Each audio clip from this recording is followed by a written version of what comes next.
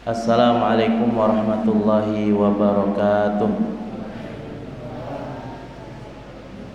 Alhamdulillah, wassalatu wassalamu ala rasulillah, ma ba'du. Para jamaah, mari kita buka bersama-sama pengajian kita kali ini dengan bacaan basmalah. Bismillahirrahmanirrahim. Pada kesempatan yang berbahagia ini, tema yang akan kita kaji terkait mencarger iman ketika hati mulai kosong. Para ulama ngendiko, ma qalla wa kafa khairun min katsirin wa alha. Nikmat niku yang sedikit akan tetapi mencukupi lebih baik daripada yang banyak tapi melalaikan, daripada yang banyak tapi panjenengan boten saged mensyukurinya. Katan mriki wonten nggih Pak Ustadz Khalil, Pak Usen, rencang kula niku kathah di antara kita yang diberikan nikmat secara dohirnya mungkin sekedik, tapi nikmat tersebut ketika kita tanpa menyadarinya itu hakikatnya besar. Nikmat napa jamaah? Nikmat kesehatan, nikmat panjenengan lenggah ten mriki. Itu nikmat yang sangat luar biasa. Ketika kita duduk di majelis ilmu, maka dikatakan oleh para malaikat muallimil khair, panjenengan turut memakmurkan masjid dan dapat sholawat dari Allah, sholawat dari malaikatnya, hatal hutan fi juhriha, hatal hitana fil bahar, sampai ikan hiu di dalam lautan dan semut-semut yang ada di lubang memintakan ampun kepada orang yang mengajarkan kebaikan. Lah nek kula ten mriki tanpa hadirnya panjenengan niku boten saged. Sehingga saya ini di hadapan panjenengan bukan bersifat menggurui, akan tetapi kita sama-sama berbagi kebaikan jamaah. Panjenengan ngertos petinju niku kenapa kok masih butuh pelatih? Nek pelatih karo petinjune nek diadu gelut kira-kira menang di jamaah. Menang petinjunya sih rasa. Pelatihnya wis usia, wis kerengosan maine. Kenapa kita butuh pelatih? Karena dengan pelatih itulah yang akan menampakkan kekurangan, menampakkan aib-aib kita. Terlebih lagi al-mu'min lil mu'min, al-mu'min mir'atu li akhihi. Mukmin iku sebagai cerminan atas saudaranya. Sama ingkang kula muliakan karo Allah Subhanahu wa taala, pada kesempatan yang berbahagia ini panjenengan hadir ten mriki. Ayo ngaji, karena ngaji niku sebagai sangu mati. Dan dengan kita ngaji ini kita mengharapkan agar kita istiqomah dan mengharapkan husnul khotimah. Jamaah ingkang kula muliakan karo Allah, wonten hadis niku saya juga baru murojaah dan menemukannya. Rasulullah mengendika, ma min thalathatin fi qaryatin wala badwin la tuqamu fihi salatul jamaah illa qad istahwiya alaihimul syaitan fa alaihi bil jamaah fa inama yaqulu dhi'bu al qasiyah. Rasulullah sallallahu alaihi wasallam ngendika, tidaklah mamin salasa, tidaklah 3 kampung atau dusun yang di dusun atau TK atau kampung tersebut tidak ditegakkan sholat jamaah. Wonten kampung siji loro telu mboten wonten sing tiyang sing sholat jamaah, maka ila qadis tahwi alaihim syaitan, setan pasti akan menyesatkan mereka. Fa'alaika bil jamaah, maka hendaknya kita ini tetap menegakkan sholat jamaah. Kenapa? Fa innama ya'kulu dhi'bu, serigala hanya memakan kambing yang jauh dari kawannya. Jamaah yang kami muliakan karena Allah Subhanahu wa taala, terlebih lagi panjenengan hatinya terkait dengan masjid, itu akan dinaungi oleh Allah Subhanahu wa taala. Seseorang yang wa qalbuhu mulaqatun bil masajid, seseorang yang hatinya terikat atau rindu dengan masjid, dan panjenengan duduk ten mriki di tempat yang mana tempat yang Allah cintai, tempat yang Allah Subhanahu wa taala di dalam hadis itu disebutkan khairul majalis. Rasulullah ngendika, kata Rasulullah sallallahu alaihi wasallam, sebaik-baik tempat adalah masjid dan seburuk-buruk tempat adalah pasarnya. Wa ahabbul bilad ilallahi masajiduha, dan tempat yang paling Allah cintai adalah masjid-masjidnya, dan tempat yang paling Allah benci adalah aswaquha, pasar-pasarnya. Kemudian syarrul majalis al aswaq wa turuf, seburuk-buruk tempat adalah pasar dan pinggir-pinggir jalan.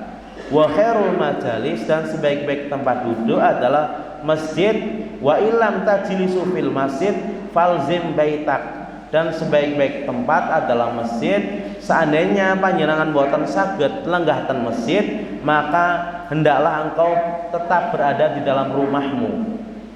Jamaah ingkang kula muliakan karo Allah, dan masjid nggih disebutkan al masjidu tudhi'u li ahli sama. Masjid niku memancarkan cahaya bagi penduduk langit. Kama tudhi'u nujumu sama'i li ahli ardi, sebagaimana perumpamaannya bintang yang menyinari penduduk bumi. Kalau masjid itu sebagai cahaya bagi penduduk langit itu wonten ahlinya, yaitu yang menempatinya, yaitu malaikat, kemudian makhluk-makhluk yang lainnya. Lah, sebagaimana bumi ini disinari oleh bintang-bintang, maka bersyukurlah panjenengan lenggah ten mriki. Jamaah ingkang kula muliakan karo Allah, mencarger ketika hati mulai kosong. Ba'dal islamu ghoriban wa sayauduhu ghoriban kama bada'a fatuba lil ghuraba. Islam niku dimulai dalam keadaan keterasingan dan akan kembali pula Islam dalam keadaan asing. Maka beruntunglah orang yang asing. Fatuba lil ghuraba. Ghuraba niku sanes tiang sing nyurung gerobak. Ghuraba niku orang yang asing. Kila ya Rasulullah, manil ghuraba, sinten niku yang dimaksud ghuraba? Maka Rasulullah sallallahu alaihi wasallam ngendika, orang yang asing alladzi yasluhun nas inda fasadin nas. Orang yang asing itu adalah orang yang memperbaiki berdakwah di tengah masyarakat yang rusak. Jamaah, perjalanan dakwah tiada penghujung. Jadi panjenengan berdakwah niku tidak ada penghujungnya. Kula sanes ustad, nggih, kula sanes ustad, Pak. Dakwah niku tidak diwajibkan hanya untuk ustad. Panjenengan ten masjid, ten mriki hadir. Kemudian panjenengan ningali tanggane mboten natih ten masjid. Panjenengan njegok ngobrol-ngobrol terkait dunia. Diajak, ayo kolok-kolok ning masjid. Lah ana apa Bu? Sekolah-kolah baik. Njegok-njegok ning kono insyaallah go entuk rezeki.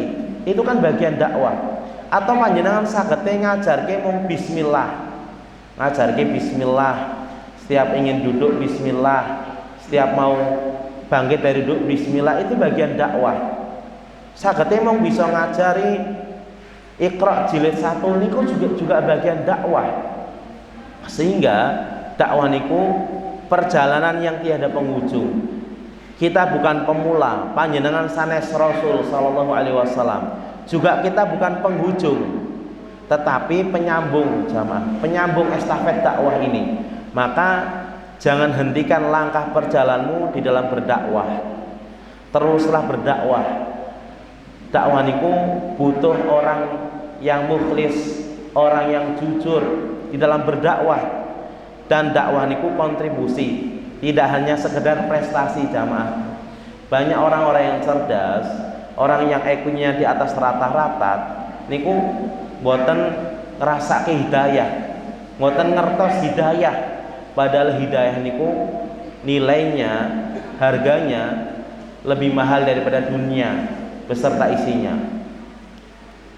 Jamaah yang kami muliakan karena Allah, dakwah akan gagal jika kita memiliki sifat putus asa. Pasti kita niku kan diuji terkait dengan istri kita, istri diuji dengan suaminya, diuji terkait dengan anak, diuji terkait dengan jodoh, diuji terkait dengan ekonomi, diuji terkait dengan ujian yang berkaitan dengan agama. Lah niku nek panjenengan boten sabar, mudah mutungan, tidak bersabar, tidak tekun, maka dakwah ini akan gagal. Hidup ini hanya milik para pembarani. Hidup ini hanya dimiliki oleh orang yang asyuja'ah, orang yang memiliki keberanian, tekad yang kokoh. Kekuatan harapan dai menentukan kesuksesanmu. Jamaah yang kami muliakan karena Allah, kula tasih kelingan nggih Pak Hasan almarhum niku ngendika ketika kita berkumpul di tempat beliau di rumahnya. Saya ingat sekali omongan beliau, "Mas, saya butuh orang-orang yang seperti panjenengan." Dari perkataan itulah jamaah yang menjadikan kita ini merasa diapresiasi. Dakwah niku kan butuh estafet jamaah. Nggih. Dari situlah rupanya perkataan beliau memotivasi kita. Beliau mengorangkan orang, nggih. Bahkan nasihat beliau mungkin kurang begitu saya resap, tapi ketika beliau datang kemudian menepuk pundak saya, "Mas, saya ini butuh orang-orang yang seperti panjenengan."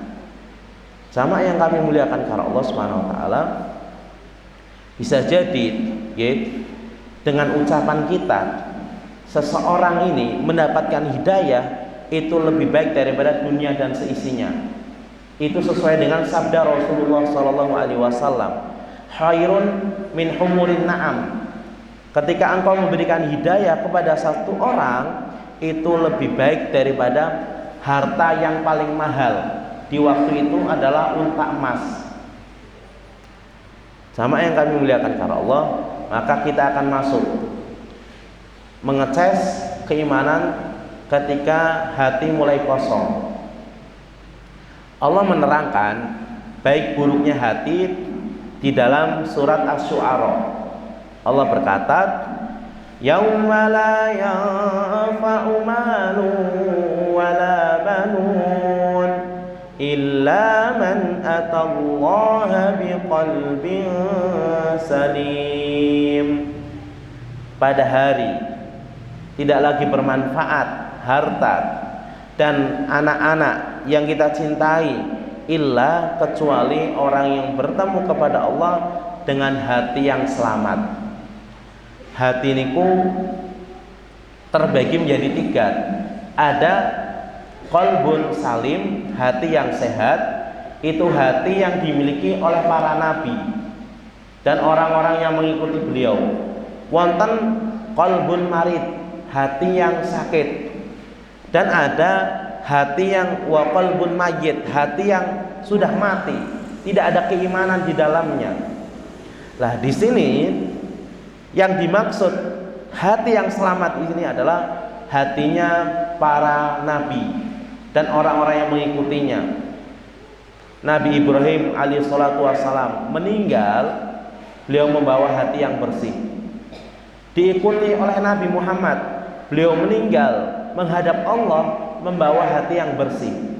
Hati yang bersih niku bersih dari kotoran syirik. Hati yang bersih niku hati yang bersih dari perbuatan dosa-dosa besar. Jamaah yang kami muliakan karena Allah, kata para ulama, ayatun taqra'uha bitadabburin wa tafahumin khairun min an taqra'ul qur'ana kulliha. Satu ayat engkau baca dengan penuh perenungan, dengan penuh tadaburan, dengan penuh penghayatan, itu lebih baik daripada kita menghatamkan Al-Quran seluruhnya. Saat ini banyak manusia dia sering membaca surat Yasin misalnya, sering membaca surat Yasin, datang ketika diundang untuk Yasinan, dia tidak mengingat di situ Allah mengatakan, inna nahnu nuhyil mauta wa naktubu ma qaddamu wa atharahum wa kulla syai'in ahsaynahu fi imamin mubin. Yasinan dia jamaah, tapi yasinannya ini akan mengantarkan dirinya meninggalkan sholat. Dia tidak mentadaburi ayat itu, inna nahnu nuhyil, sesungguhnya kamilah yang menghidupkan orang yang mati. Lah ketika ia menadaburi ayat ini, dia pasti ingat yasinan ini bukan setara hukumnya wajib. Kenapa kok sampai meninggalkan sholat? Nah, berarti kita membaca satu ayat saja itu lebih baik ketika kita memahaminya, mentadaburinya, daripada kita membaca seluruh ayat Al-Quran. Lah ayat ini kita tadabur jamaah. Pemilik hati yang baik bukan dilihat dari pakaiannya, bukan dilihat dari kemewahannya, dari mazharnya, penampilannya. Kita lihat padahal Islam menggabungkan antara penampilan zahir dan penampilan batin. Artinya Islam juga menghusung untuk kita ini berpenampilan indah, rapi. Juga tidak kalah penting hati kita jamaah. Ketika kita meninggal dunia lantaran mungkin karena sakit yang mengantarkan kita meninggal dunia, lah rasa sakitnya yang terkait dengan zahir itu akan berhenti ketika kita sudah putus meninggal. Tapi ketika kita terkena yang namanya sakit hati, atau hati kita terjangkiti penyakit syirik atau penyakit berburuk sangka kepada Allah, ketika kita bawa sampai kita mati, maka dikhawatirkan kita meninggal dalam keadaan su'ul khatimah, dalam keadaan mati yang buruk. Tadabbur ayat Asy-Syu'ara ini, jamaah yang kami muliakan karena Allah, memberikan faedah, memberikan ilmu kepada kita bahwasanya ketika hati kita ingin bersih, maka janganlah kita sampai menuhankan, menjadikan harta ini sebagai berhala kita, atau menjadikan anak kita ini sebagai tandingan daripada tandingan Allah. Beripun Ustaz maksudnya ngoten, panjenengan gadah lari. Terkadang sebagai orang tua jamaah, ketika kita ingin memberikan arahan kepada anak 1 kali 2 kali, anaknya berontak, panjenengan akhirnya mutung, ya usah dikandani angel, ya. Padahal tidak seperti itu. Panjenengan butuh banyak belajar parenting, sabar, ya. Tidak hanya 1-2 kali dinasihati mutung, wes bocah ora gelem kok ngono. Nah, hal yang seperti itulah jamaah justru yang akan menjadikan kita menurunkan kita memiliki dzurriyyah, keturunan yang lemah keimanannya. Maka harta dan anak itu, ketika kedua hal ini akan bermanfaat dan mengantarkan, menunjukkan, membimbing kita kepada hati yang selamat, dengan cara betul-betul kita memanage dan betul-betul kita mengikuti aturan dan syariat yang telah Allah tetapkan. Panjenengan tadabbur di dalam surat At-Taghabun niku Allah pasti sering kaitkan innama amwalukum wa auladukum fitnah, harta dan anakmu niku sebagai ujian. Ada harta dan anakmu itu sebagai musuh. Lah musuh, kenapa dikatakan musuh? Karena apa? Karena harta dan anak tersebut tidak malah mengantarkan kita, tidak mengantarkan orang tuanya menuju kebaikan, menuju keistiqomahan. Jamaah yang kami muliakan karena Allah Subhanahu wa taala, itu tadabbur dari surat Asy-Syu'ara. Di antara ayat jamaah kula unjuk riyen nggih. Bismillah, tapi masih panas. Ayatnya membekas, nggih. Allah mengatakan, ara'aita immatta'nahum sinin thumma ja'ahum ma kanu yu'adun ma aghna 'anhum ma kanu yumatta'un. Ayat ini terdengar oleh salah seorang tabi'in. Ketika mendengar ayat ini, beliau langsung tersungkur pingsan jamaah.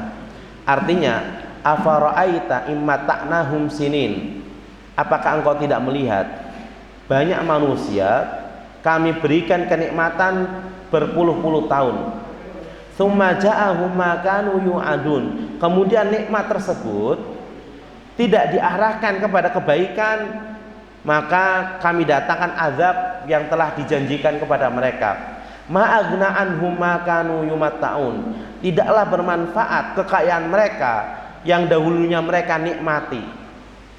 Jamaah yang kami muliakan karena Allah Subhanahu wa taala, afara'aita immatta'nahum sinin. Rasulullah pernah ngendika, a'dzarallahu imlamri'in, Allah memberikan dispensasi, keringanan kepada seseorang, akhara ajalahu ila sitin, Allah akhirkan ajalnya, umurnya sampai 60 tahun. Kita jamaah introspeksi diri. Ketika umur kita semakin bertambah, itu bukan malah kita ini semakin jauh dari kematian. Semakin tua seseorang itu semakin mendekatkan dirinya kepada ajal. Kata Imam Al-Ghazali, wa min jumlati, di antara pokok kesimpulan nasihat Nabi Shallallahu Alaihi Wasallam, man jawazal arba'in, barang siapa yang umurnya mencapai 60 tahun, lam yaglib khairuhu wa syarruhu, kebaikannya tidak lebih banyak daripada keburukannya, dosane si akeh, amali ya sithik, dosa terkait lisan, dosa terkait pandangan misalnya, dosa yang paling parah niku terkait lisan jamaah. Ketergelinciran seseorang dengan kakinya itu lebih mending daripada ketergelinciran seorang terkait dengan lisannya.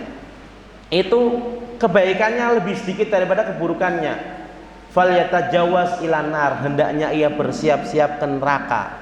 Lah rupanya nek panjenengan pelajari format dan ukuran manusia, ketika dia usia 40 tahun, 40 tahunlah sebagai format ukuran manusia sampai ia bertemu kepada Allah. Panjenengan ningali nggih, panjenengan terkadang ketemu kanca biyen, kanca sekolah, kanca dolan nggih.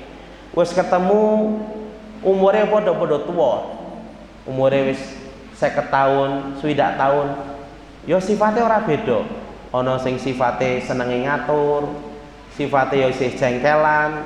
Itu memang karakternya jamaah. Ana sing sifate omongane nyelkit, itu memang sudah menjadi bawaannya. Lah, bagaimana dia ingin merubah? Tentunya ketika dia ingin merubah, bitaufikillah, dengan taufik Allah Subhanahu wa taala, dengan mujahadah dia, kesungguhan dia. Nah, kita renungkan ayat ini.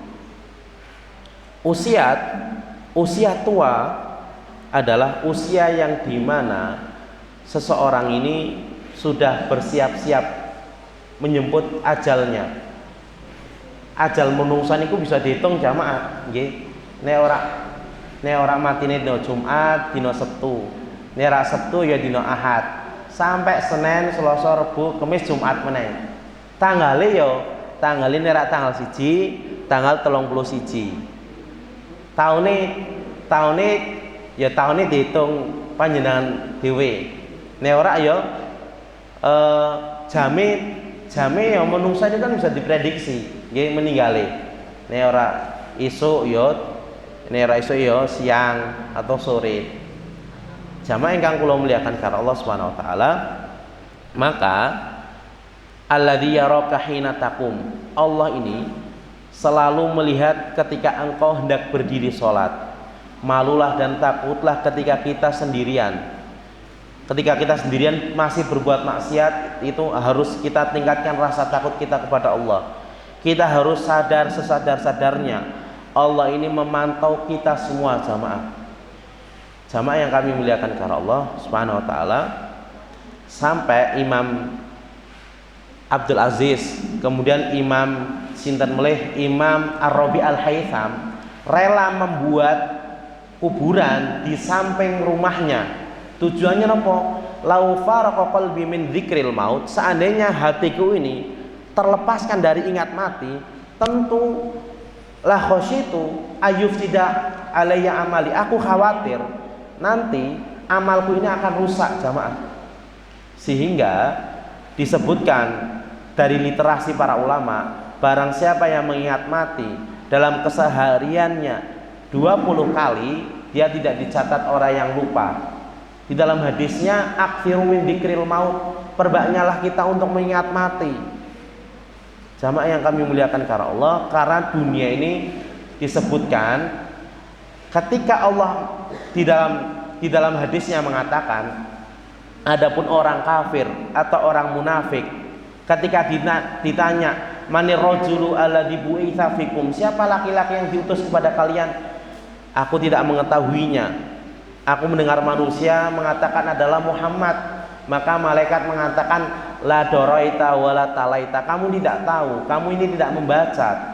Fayadribu bimidrabil hadid, dipukullah dengan pukulan besi, satu kali pukulan fayasihu sayhatan, dia mendengar, dia menjerit, dan jeritan itu terdengar oleh orang alladzi yalihi, dari samping kanan kirinya, kecuali illa sakola ini yang tidak mendengar siksaan tersebut adalah malaikat dan manusia. Semua mendengar jamaah. Cacing, manu umprit misalnya yang bertengger di atas kuburan, di atas pohon-pepohonan kuburan mendengar. Yang tidak mendengar manusia. Seandainya manusia mendengar siksa kubur, tentu manusia akan semua beriman. Semua manusia tidak akan berbuat maksiat. Jamaah yang kami muliakan karena Allah, cek hati panjenengan, cek hati kita semua. Tak tertarik dengan Al-Quran, tak tertarik dengan majelis ilmu, tak pula merasakan muraqabatullah, merasa diawasi oleh Allah, maka mintalah kepada Allah hati yang baru. Karena sejatinya kita tak memiliki hati. Semoga Allah menyehatkan hati kita semua. Amin ya rabbal alamin. Jamaah yang kami muliakan karena Allah, karena kebaikan dunia ini hanya ketiga hal ini jamaah. Nabi mengatakan dalam hadisnya yang sahih, ma baqiya minad dunya illa min salas, tidak tersisa dari kenikmatan dunia kecuali tiga hal. Yang pertama, qiyamul lail, salat malam, waliqaul ikhwan, bertemu kepada saudara seiman, wafil jamaah, dan sholat jamaah. Itu kenikmatan yang beliau rasakan ketika beliau tua. Jamaah yang kami muliakan karena Allah, saya gadah buku panduan pesantren lansia. Lah di sini jamaah, ketika tak tertarik dengan Al-Quran, nih membaca Al-Quran, kegiatan tilawah Al-Quran merupakan kegiatan rutin sehari-hari yang dilakukan oleh para santri lansia. Dan di sini ada nuktoh. Al-Quran menjadi aktivitas harian para lansia dalam mengisi sisa usianya. Jika para lansia belum bisa membaca Al-Quran, maka disemangati, dikasih tahu tentang keutamaan Al-Quran. Maka perlu adanya pendamping membaca Al-Quran sampai mampu. Jika tidak mampu, tetap diberikan semangat tentang keutamaan orang yang belajar menghafal Al-Quran meskipun terbata-bata. Bahkan dapat juga ditampilkan kisah-kisah orang yang mampu membaca Al-Quran di usia 60-70 tahun. Dan yang terakhir, jika benar-benar tidak mampu, lah kula ningali huruf ba niku kok kaya huruf misale huruf mim, huruf jim, wis ora genah Ustaz. Ya sudah, jika tidak mampu membaca maka tetap pendampingan dengan menghafal ayat-ayat pendek, Al-Ikhlas, Al-Falaq, Al-Duha, Al-Lail, nggih, sebagai pendamping bacaan salat, dan itu harus diulang-ulang.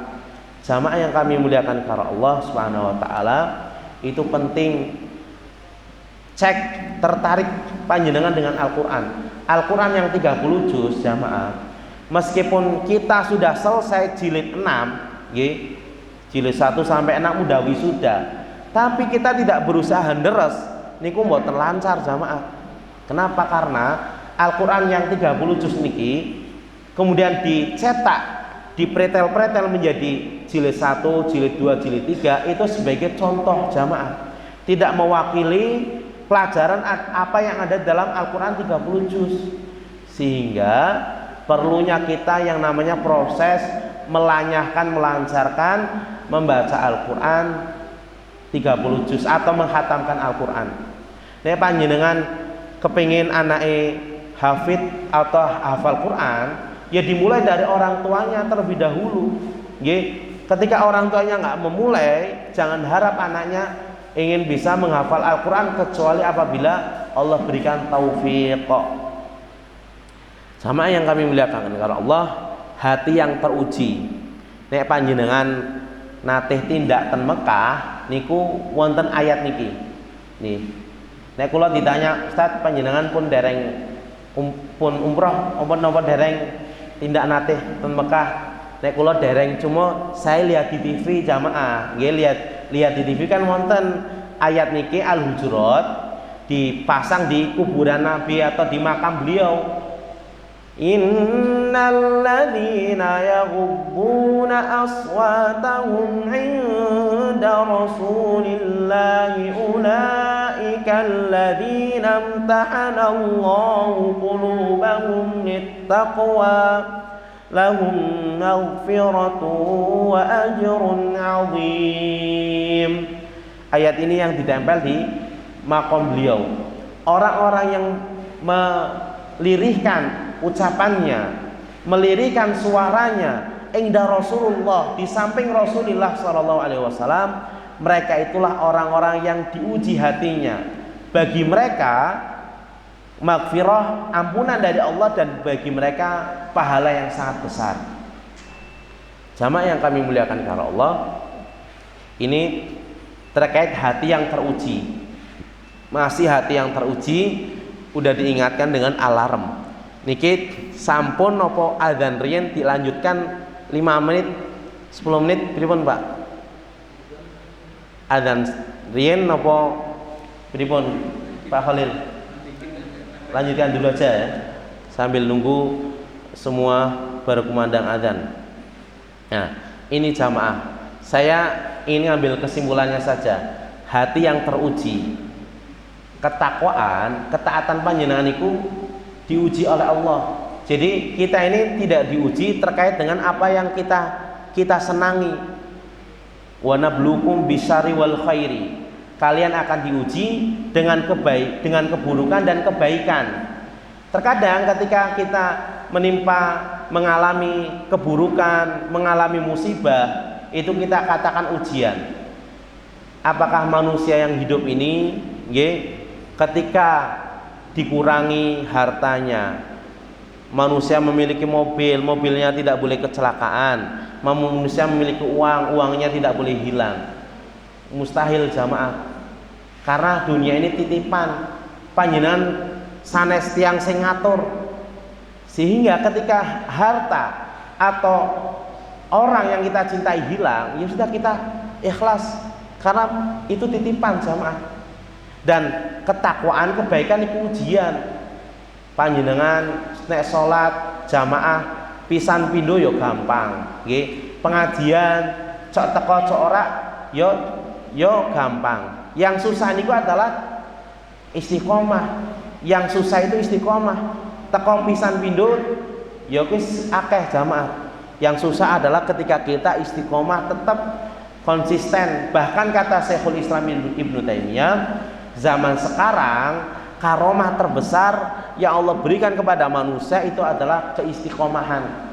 Karena khufatil jannah bil makari, surga itu diliputi dengan sesuatu yang jiwa ini benci.